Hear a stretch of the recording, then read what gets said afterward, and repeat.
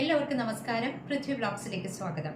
ഇന്ന് ഞാൻ ഒരു ഡേ ഇൻ മൈ ലൈഫ് എന്നോട് പറഞ്ഞു ഒരു വീഡിയോ എടുക്ക് എന്ന് അമ്മു, എൻ്റെ ഹസ്ബൻഡിൻ്റെ നീസാണ്, ട്രിവാൻഡ്രത്താണ് താമസിക്കുന്നത്, കുറേ നാളായിട്ട് പറയുന്നു. പിന്നെ ഞാൻ യൂട്യൂബ് ചാനൽ തുടങ്ങിയപ്പോൾ തൊട്ട് പറയുന്നതാണ്.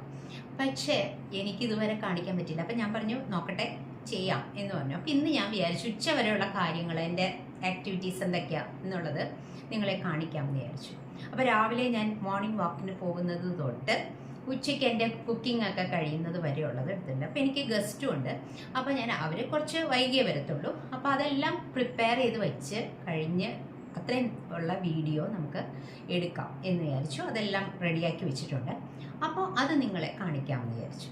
അപ്പോൾ നമുക്ക് നമ്മുടെ വീഡിയോയിലേക്ക് പോകാം. നിങ്ങൾക്ക് ഇഷ്ടപ്പെട്ടെങ്കിൽ നിങ്ങളിതൊന്ന് ലൈക്കും ഷെയറും കമൻറ്റും ഒക്കെ ഇട്ടേക്കും. അപ്പോൾ നമുക്ക് നമ്മുടെ വീഡിയോയിലേക്ക് പോകാം. വരും. 4:30 ആയി രാവിലെ. ഞങ്ങൾ എഴുന്നേറ്റു. ഞാൻ കുറച്ച് വെള്ളമൊക്കെ കുടിച്ചിട്ട് മോർണിംഗ് വാക്കിന് പോകാനായിട്ട് തയ്യാറെടുക്കുക. ഞാനും ഹസ്ബൻഡും കൂടിയുണ്ട്. മോർണിംഗ് വാക്കിന് പോകുമ്പോൾ ഞാൻ എപ്പോഴും സ്പെക്സ് ആണ് കേട്ടോ യൂസ് ചെയ്യുന്നത്. കോണ്ടാക്ട് ലെൻസ് അപ്പോൾ ഞാൻ വയ്ക്കാറില്ല. ഷൂ ഒക്കെ ഇട്ട് തയ്യാറാകുകയാണ്.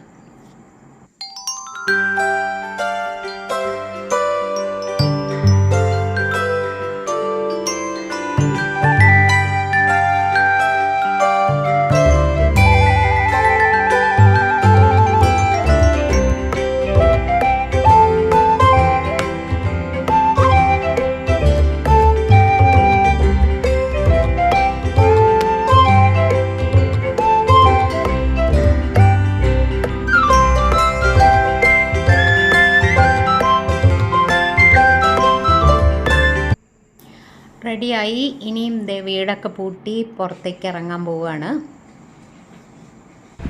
4:30 കഴിഞ്ഞിട്ടേ ഉള്ളൂ, അതുകൊണ്ട് നല്ല ഇരുട്ടാണ്. പിന്നെ പുറത്തേക്ക് ഇറങ്ങിക്കഴിഞ്ഞാൽ സ്ട്രീറ്റ് ലൈറ്റൊക്കെ ഉണ്ട്, കുഴപ്പമൊന്നുമില്ല.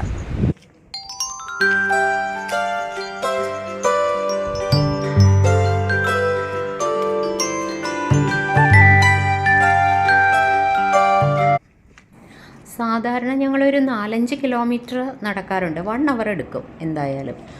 അപ്പോൾ ഇത് നമ്മൾ ജംഗ്ഷൻ്റെ അവിടേക്ക് പോകും. വീടിൻ്റെ അടുത്ത് തന്നെയാണ് ജംഗ്ഷൻ. അപ്പോൾ ജംഗ്ഷൻ്റെ അവിടേക്ക് പോകും. അത് കഴിഞ്ഞ് തിരിച്ച് ആലുവ മഹാദേവ ക്ഷേത്രം ഉണ്ടല്ലോ, അതിൻ്റെ അത്രയും വരെ പോവില്ല, അതിനിപ്പുറം വെച്ചിട്ട് ഒരു ജംഗ്ഷൻ പോലെ ഉണ്ട്. അവിടെ വെച്ച് തിരിഞ്ഞ് വീണ്ടും ജംഗ്ഷൻ വരെ പോകും. അങ്ങനെ 2 പ്രാവശ്യം ഞങ്ങൾ പോകാറുണ്ട്. അപ്പോൾ ഒരു 5 കിലോമീറ്ററൊക്കെ വരുന്നതെന്ന് എനിക്ക് തോന്നുന്നത്. ഒരു 1 അവർ എടുക്കും എന്തായാലും. അങ്ങനെ തിരിച്ച് ഞങ്ങൾ വന്നു. വീട്ടിലേക്ക് കയറാൻ പോവുക. കണ്ടില്ലേ? അപ്പോൾ 5:30 ആയിട്ടുള്ളൂ. അതായത് 4:30 കഴിഞ്ഞപ്പോൾ നമ്മൾ പോയതാണ്. 5:30 കഴിഞ്ഞപ്പോഴത്തേക്കും ഞങ്ങൾ എത്തിക്കഴിഞ്ഞു. ഷൂ ഒക്കെ മാറ്റി ഇനിയും അടുത്ത പണിയിലേക്ക് ഇറങ്ങാൻ പോവുകയാണ്.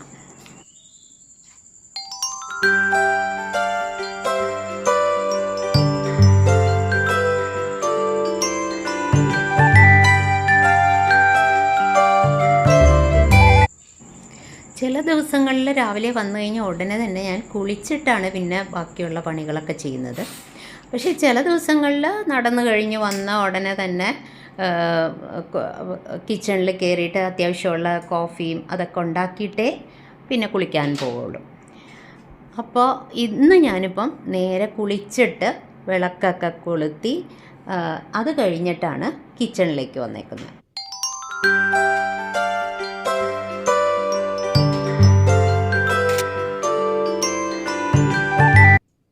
എൻ്റെ വീടിൻ്റെ ഫ്രണ്ട് ഡോറ് തുറക്കുമ്പോൾ തന്നെ ഒരു ഗുരുവായൂരപ്പനെ ഞാൻ ആ വാളിൽ വെച്ചിട്ടുണ്ട്. അപ്പോൾ ഞാൻ അവിടെയാണ് വിളക്ക് കാണിക്കുന്നത്. പിന്നെ ഒരു കൊച്ചു കൃഷ്ണനെ ഞാൻ ഗുരുവായൂരിൽ നിന്ന് മേടിച്ചിട്ടുണ്ടായിരുന്നല്ലോ, അതും ഞാൻ അവിടെ വെച്ചിട്ടുണ്ട്. അപ്പോൾ ഞാൻ എൻ്റെ വീടൊക്കെ കാണിക്കുമ്പോൾ നിങ്ങളെ ഇതെല്ലാം ഡീറ്റെയിൽ ആയിട്ട് കാണിക്കാം കേട്ടോ. വിളക്ക് കത്തിച്ചു. ഇനി ചായ ഉണ്ടാക്കാനുള്ള ശ്രമത്തിലാണ്. അതായത് പാലും വെള്ളവും കൂടെ മിക്സ് ചെയ്തിട്ടാണ് വെച്ചിരിക്കുന്നത്. എളുപ്പത്തിന് വേണ്ടിയിട്ടാണ് കേട്ടോ. ശരിക്കും ചായ ഉണ്ടാക്കേണ്ടത് വെള്ളം തിളപ്പിച്ച് അതിൽ ചായപ്പൊടി ഇട്ട് പിന്നെ പാല് സെപ്പറേറ്റ് തിളപ്പിക്കുകയാണ് വേണ്ടത്. ഞാനിപ്പോൾ എളുപ്പത്തിന് വേണ്ടിയിട്ട് പാലും വെള്ളവും കൂടെ അങ്ങ് മിക്സ് ചെയ്തിട്ട് വെക്കും. എന്നിട്ട് അതിൽ ചായപ്പൊടി ഇട്ട് തിളപ്പിച്ച് എടുക്കും. അങ്ങനെയാണ് ചെയ്യുന്നത്. കണ്ടോ, ഇവിടെ തിളച്ചു വന്നു. ഇനിയിപ്പോൾ 2 ഗ്ലാസ്സിലേക്ക് ഒഴിച്ചാൽ മാത്രം മതി. തിളച്ച് നല്ലതുപോലെ തിളച്ച് വന്നിട്ടുണ്ട്. ഇനി ഹസ്ബൻഡിന് പഞ്ചസാര വേണ്ട, പുള്ളിക്ക് മധുരം ഇടാത്ത ചായയാണ് ഇഷ്ടം.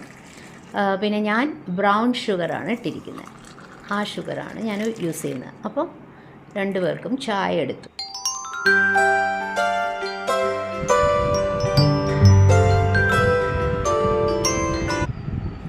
ഫോൺ ആ സമയത്ത് ഒന്ന് ഫോൺ എടുത്തൊക്കെ നോക്കും. കാരണം ഒരുപാട് പേരിപ്പോൾ എനിക്ക് മെസ്സേജസൊക്കെ അയക്കാറുണ്ട്, ഗുഡ് മോർണിംഗ് ഇടാറുണ്ട്. അപ്പോൾ അതിന് പറ്റുന്ന പോലെയൊക്കെ ഞാൻ റിപ്ലൈയും കൊടുക്കാറുണ്ട്.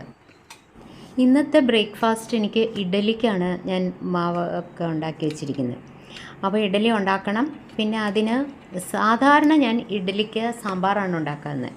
പക്ഷേ അത് സൺഡേ ആണ്, ഞങ്ങൾ ഇന്ന് സാറ്റർഡേ ആണല്ലോ, സൺഡേ ആണ് ഇഡലി ഉണ്ടാക്കുന്നത്. മിക്കവാറും ഇഡലി സൺഡേ ആണ് ഉണ്ടാക്കുന്നത്, ഒരു സാമ്പാറും ഉണ്ടാവും. പക്ഷേ ഇന്ന് ഞാൻ വിചാരിച്ചു ഇഡലി ഉണ്ടാക്കാം, അത് എളുപ്പമാണല്ലോ. പിന്നെ എനിക്കിന്ന് അമ്പലത്തിൽ പോകണമെന്ന് ഞാൻ വിചാരിച്ചിട്ടുണ്ട്. അപ്പോൾ അതുകൊണ്ട് ഇഡലി തന്നെ ആകുമ്പോൾ പെട്ടെന്ന് കാര്യം നടക്കും. പിന്നെ സാമ്പാർ ഉണ്ടാക്കണ്ടെന്ന് വെച്ചു. കാരണം എന്താണെന്ന് വെച്ച് കഴിഞ്ഞാൽ സാമ്പാർ ഉണ്ടാക്കാൻ കുറച്ച് സമയം വേണം. അപ്പോൾ ചട്നി മതി എന്ന് വിചാരിച്ചു. അപ്പോൾ അതിന് ഇഡലിയുടെ മാവൊക്കെ ഇഡലി പാത്രത്തിൽ ഒഴിച്ച് വയ്ക്കുവാണ്.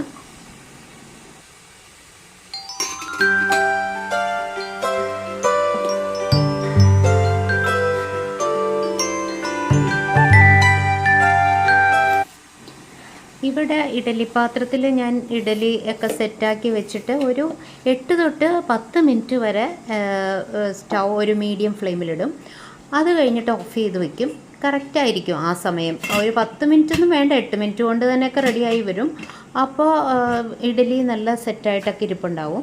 എന്നിട്ടത് അതിൽ നിന്ന് ഇഡലി പാത്രത്തിൽ നിന്ന് മാറ്റിയെടുക്കും. നല്ല പൊങ്ങി നല്ല സോഫ്റ്റായിട്ടുള്ള ഇഡലി കിട്ടിയിട്ടുണ്ട്. ഇനി അതൊരു 2 മിനിറ്റ് അടച്ചു വെച്ചിട്ട് അത് ഇന്ന് എടുക്കും.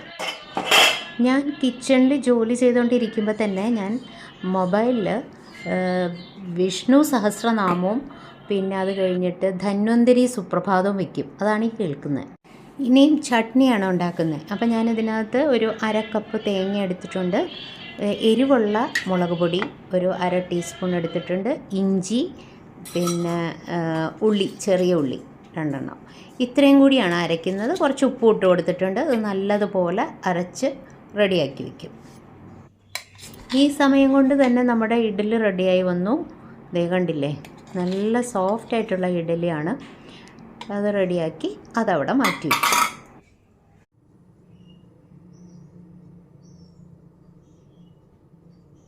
ഇനി ചട്നി റെഡിയാക്കി എടുക്കണം. അതിനൊരു ചീനച്ചട്ടി വെച്ചിട്ടുണ്ട്.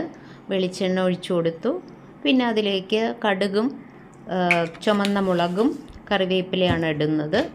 അത്രയും ഇട്ട് അതൊന്ന് കടുക് പൊട്ടിക്കഴിയുമ്പോൾ അതൊന്ന് റെഡിയാക്കി എടുക്കും.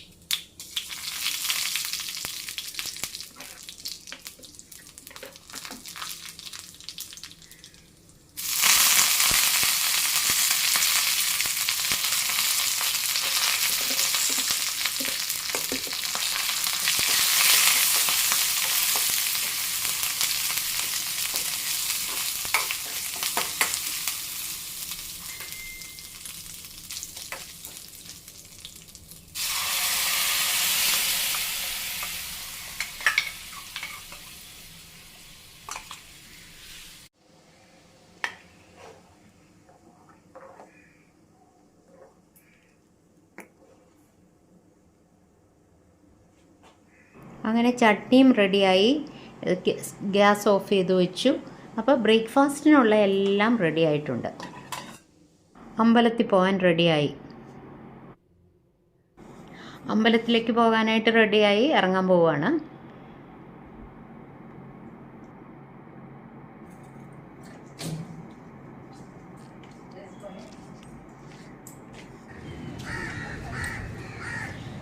അമ്പലത്തിലെത്തി. ഒരുവിധം തിരക്കുണ്ട്. പിന്നെ ഇപ്പോൾ ശിവരാത്രിയുടെ കഴിഞ്ഞിട്ട് അധികം ദിവസമാവാത്തത് കൊണ്ട് മണപ്പുറത്ത് നല്ല പോലെ ആളുണ്ട്. കച്ചവടക്കാരൊന്നും പോയിട്ടില്ല. ഇനിയും കുറച്ച് ദിവസമുണ്ട്. ഈ മാസം എൻഡ് വരെ ഉണ്ടാവും തോന്നുന്നു. അവിടെ നിന്ന് തൊഴുതൊക്കെ തിരിച്ചു പോകുന്നു. അപ്പോഴത്തേക്ക് ഒരു 9 മണിയൊക്കെ ആയി. പിന്നെ നമ്മുടെ ബ്രേക്ക്ഫാസ്റ്റ് കഴിക്കാനുള്ള സമയമായി. ഇഡലിയും ചട്നിയും ചട്നി പൗഡറും ചായയും ഒക്കെയാണ്.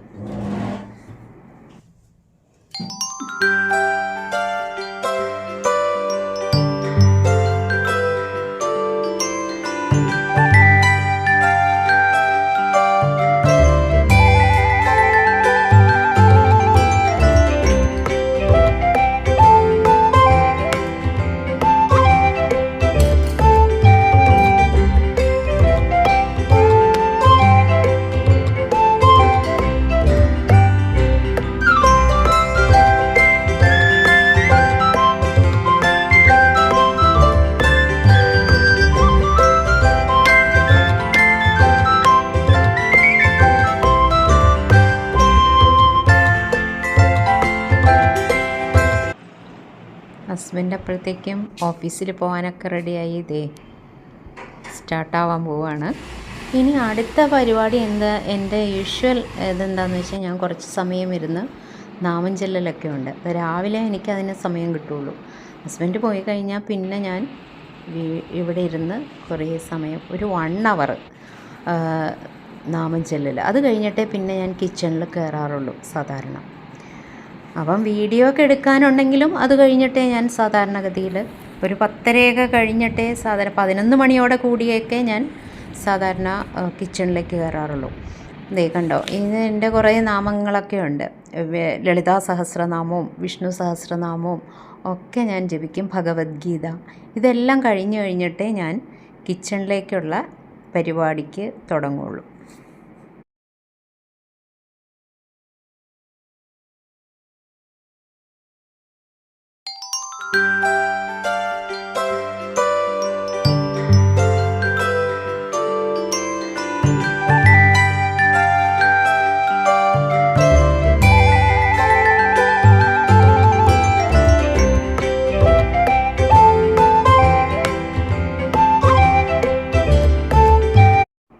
ഞാനിപ്പോൾ ഒരു ഭാഗവതവും കൂടി വാങ്ങിച്ചിട്ടുണ്ട്. അതിലും കുറച്ച് ഒരു പേജൊക്കെ ഒരു പേജൊക്കെ ഞാൻ വായിക്കാറുണ്ട്. അത് മൂലഗ്രന്ഥമല്ല കേട്ടോ, സംസ്കൃതമല്ല, മലയാളം. ഇനി അടുത്ത പരിപാടി കിച്ചണിലേക്ക് കയറുകയാണ്. കുറച്ചെല്ലാം സെറ്റാക്കിയൊക്കെ വെച്ചിട്ടുണ്ട്. അതൊക്കെ ഒന്ന് റെഡിയാക്കിയാൽ മാത്രം മതി. ഗസ്റ്റ് ഉള്ളത് കൊണ്ട് ഞാൻ ചിക്കൻ കറിയും ഫിഷ് കറിയും വയ്ക്കുന്നുണ്ട്. അതുപോലെ തന്നെ കുറച്ച് ചിക്കൻ ഫ്രൈയും ചെയ്യുന്നുണ്ട്. കണ്ടോ, ചിക്കൻ കറി ഇവിടെ ഓൾമോസ്റ്റ് റെഡിയായി വന്നിട്ടുണ്ട്. അതിലേക്ക് മല്ലിയിലയും കറിവേപ്പിലയും ഒക്കെ ഒന്ന് മുകളിലൊന്ന് ഇട്ട് കൊടുത്തിട്ടുണ്ട്. വെജിറ്റേറിയൻ ഡിഷ് എന്തെങ്കിലും ഉണ്ടാക്കണ്ടേ, അതുകൊണ്ട് മഷ്റൂമാണ് ഞാൻ ഉണ്ടാക്കുന്നത്. മഷ്റൂം ഒരു ഗ്രേവി ആയിട്ട് ഉണ്ടാക്കാമെന്ന് വിചാരിച്ചു. ഇന്നാൾ ഞാനൊരു വീഡിയോ കാണിച്ചിരുന്നു മഷ്റൂമിൻ്റെ ഒരു റോസ്റ്റ് പോലെ. ഇന്ന് കുറച്ച് ഗ്രേവി ആയിട്ട് ഇത് തേങ്ങാപ്പാലൊക്കെ ലാസ്റ്റ് കുറച്ച് ഒഴിച്ചിട്ടാണ് ഉണ്ടാക്കിയിരിക്കുന്നത്. ഇത് വെജിറ്റബിൾ ഫ്രൈഡ് റൈസിനുള്ള വെജിറ്റബിൾസൊക്കെ കട്ട് ചെയ്തൊന്ന് സോട്ട് ചെയ്യുകയാണ്. ഞാൻ കുറച്ച് ഗീ ഒഴിച്ചിട്ട് അതിനകത്ത് ഈ വെജിറ്റബിൾസൊക്കെ ഇട്ട് ഒന്ന് നല്ലതുപോലെ സോട്ട് ചെയ്ത് വയ്ക്കാം. ഒരു ഹാഫ് കുക്ക്ഡ് അങ്ങനെ ആക്കി വയ്ക്കാം. ഇത് സെപ്പറേറ്റ് ആണ്. ഞാൻ ഇതിനു മുമ്പ് കാണിച്ചിരിക്കുന്നത് എല്ലാം കൂടെ ഒരുമിച്ചുള്ള ഇതാണ്. പക്ഷേ ഇത് ഞാൻ സെപ്പറേറ്റ് ആണ് റൈസ് വേവിച്ചിട്ട് അതിലേക്ക് സോട്ട് ചെയ്ത് വെച്ചിരിക്കുന്ന വെജിറ്റബിൾസാണ് ഇട്ട് കൊടുക്കുന്നത്. ഇപ്പോൾ റൈസ് നമ്മൾ ലോങ് ഗ്രെയിനാണ് എടുത്തത്. അതിലേക്ക് ഇതെല്ലാം ഇട്ട് ഒന്നൊരു ഹാഫ് കുക്ക്ഡായി കഴിയുമ്പോൾ നമുക്ക് ഈ വെജിറ്റബിൾസ് ഇട്ട് കൊടുത്താൽ മതി. കണ്ടോ, ഇത് സോട്ട് ചെയ്ത് വെച്ചിരിക്കുന്നതാണ്. വെജിറ്റബിൾസൊക്കെ ഒന്ന് ചെരിച്ചൊക്കെ ഒന്ന് കട്ട് ചെയ്ത് വെച്ചത്. കുറച്ച് ചെറുനാരങ്ങ, ഒരുവിധം ഒരു 60% വെന്ത് കഴിഞ്ഞപ്പോഴത്തേക്ക് ഞാനൊരു ചെറുനാരങ്ങയുടെ നീര് ഇതിലേക്ക് ഒഴിച്ചു കൊടുത്തു. ഇപ്പോൾ ഓൾമോസ്റ്റ് എല്ലാം റെഡിയായി. വെജിറ്റബിൾസും ഇട്ട് കൊടുത്തു. ഇനി ഒരു കുറച്ച് നെയ്യ് കൂടി ഇതിന് ലാസ്റ്റ് ഒഴിക്കുന്നുണ്ട്. ഒരു ടീസ്പൂണോളം നെയ്യ് ഒഴിച്ചാൽ മതി. അത് കഴിഞ്ഞിട്ട് പിന്നെ മല്ലിയില ചോപ്പ് ചെയ്ത് വെച്ചിരുന്നത് അതും കൂടി ഇട്ടു. കണ്ടില്ലേ, ഇത് മസാലയൊക്കെ പുരട്ടി വെച്ചിരിക്കുന്ന ചിക്കനാണ്. ഇത് കുറേ നേരമായി ഞാൻ പുരട്ടിയൊക്കെ വെച്ചിട്ട് ഒരു 1 hour ആയിട്ടുണ്ടാവും. ഹാഫ് ആൻ അവർ മതി എങ്കിലും ഞാനൊരു 1 hour ആയിട്ടുണ്ടാവും. അതൊരു ചീനച്ചട്ടിയിലിട്ട് അടി കട്ടിയുള്ളൊരു പാത്രമാണ്. എന്നിട്ട് കുറച്ച് വെളിച്ചെണ്ണ ഒഴിച്ചിട്ട് അതിൻ്റെ മുകളിൽ ഞാൻ കുറച്ച് കറിവേപ്പില ഇങ്ങനെ നിരത്തി വെച്ചു. കാരണം അല്ലെങ്കിൽ ചിലപ്പോൾ അടിയിൽ ഒട്ടിപ്പിടിക്കും. എന്നിട്ട് ഈ ഓരോ പീസസ് ആയിട്ട് ഇട്ട് കൊടുക്കുകയാണ്. അതവിടെ റെഡിയായി വരുമ്പോഴത്തേക്കും എൻ്റെ ഫിഷ് കറിയും ഇവിടെ തയ്യാറായി. ഇത് ഞാൻ മുളക് ചാറ് പോലെയാണ് വെച്ചിരിക്കുന്നത്, കണ്ടില്ലേ. ചിക്കൻ ഫ്രൈ ഞാൻ തിരിച്ചും മറിച്ചുമൊക്കെ ഇട്ട് നല്ലതുപോലെ ഫ്രൈ ആക്കി എടുത്തു. പിന്നെ ഫിഷ് കറി കാളാഞ്ചി എന്ന് പറഞ്ഞ ഫിഷാണിത്. ഇത് നല്ല ഫ്ലഷി ആയിട്ടുള്ള ഫിഷാണ് കേട്ടോ. ഞാൻ ഇതെല്ലാം ഞാൻ ഒരുവിധം ഇതെല്ലാം കറക്റ്റാക്കിയൊക്കെ ഇട്ടൊക്കെ വെച്ചിട്ടുണ്ട്, ഉപ്പും എരിവും ഒക്കെ. ലഞ്ചിനുള്ള എല്ലാം റെഡിയാക്കി വെച്ചു. ഇനിയും ഗസ്റ്റ് വന്നു കഴിഞ്ഞാൽ ലഞ്ച് കഴിക്കാം.